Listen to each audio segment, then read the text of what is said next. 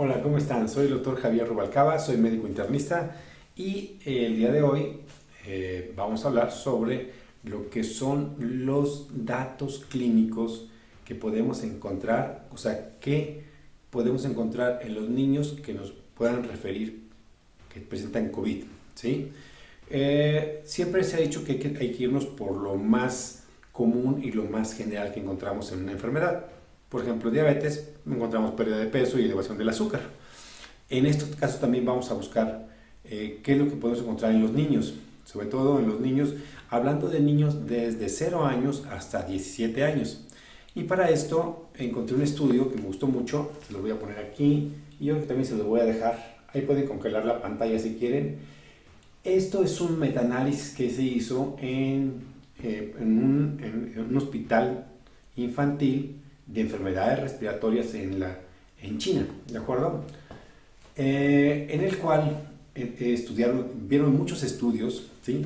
Fueron más de 1000 estudios y de ahí escogieron a 48 estudios en los cuales investigaron cuál era la sintomatología y la evolución que presentaban los niños que tenían COVID, que presentaban COVID. Hubo algún estudio también que hicieron en Corea, o sea, incluyeron un estudio de Corea, incluyeron estudios que hicieron en América, algunos de España, fueron como cinco lugares más aparte de China, pero la mayoría de los fueron como 42 estudios que se hicieron en los hospitales de China, ¿sí?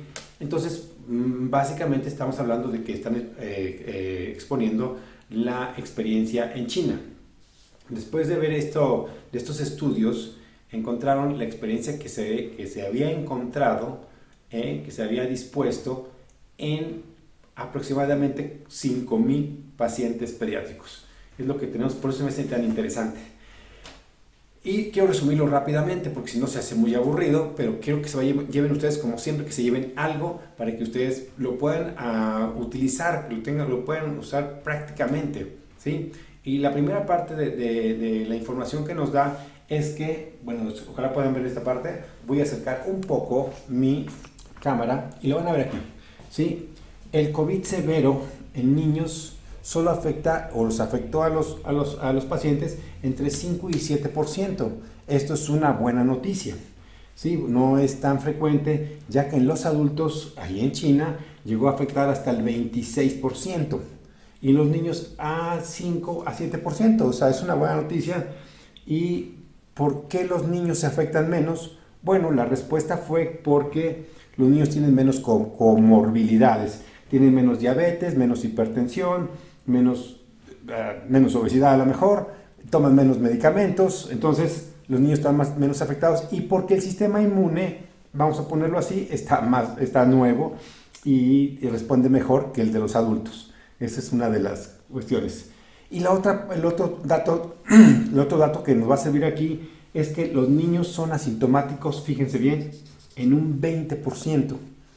Y esto es un dato muy importante para la dispersión del virus y en la pandemia. Si tenemos niños que son asintomáticos, bueno, esos niños van a llevar el virus a muchos lugares y lo van a repartir sin que nos demos cuenta, ¿ok?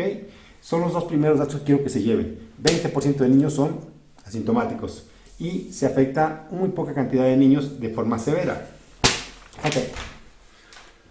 Y cuando nos vamos ya a ver los datos de los niños que son mayores de 1 año y hasta 17 años, encontramos que el dato principal que debemos vigilar es que un niño no tenga fiebre. Fiebre se encontró en el 51%. Es bien importante ese dato. Y la tos se parece mucho en los adultos, que es fiebre y tos, son los datos más importantes.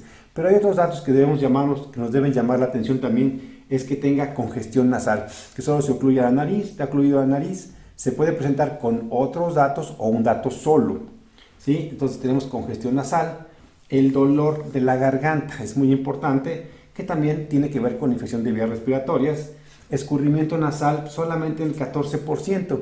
Yo esperaría, en realidad, los chicos que he visto tienen escurrimiento nasal, pero ellos lo reportan únicamente en el 14%. Taquicardia, como único dato o dato agregado, es que la frecuencia cardíaca sea alta en un niño. Dolor muscular, la mialgia es un dolor muscular, ¿sí? Y fatiga. dolor muscular y fatiga, y la taquipnea, que dice que respiran rápido, pero solamente se encuentra en 9%. Yo esperaría que fuera un poco más de ese, que tuviera un poquito más de falla respiratoria, y no, tiene solamente el 9%. La diarrea en el 8%, van bajando los porcentajes, el vómito. Este dato, por favor, guárdenlo por aquí, ahorita le voy a explicar por qué. Guarden este dato de vómito. En estos niños son solamente el 7%, ¿ok? La hipoxemia, que es una disminución de la oxigenación registrada por el dedo, únicamente en el 3%, y finalmente el dolor de tórax, el 3%. Son datos que son un porcentaje muy pequeño, los presentó.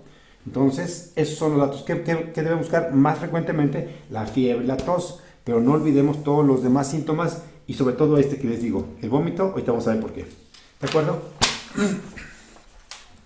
Cuando hicieron el análisis de los niños menores de un año, estos en niños menores de un año, ¿sí?, observaron que el síntoma más frecuente seguía siendo la fiebre. El dato más frecuente es la fiebre, con 53%.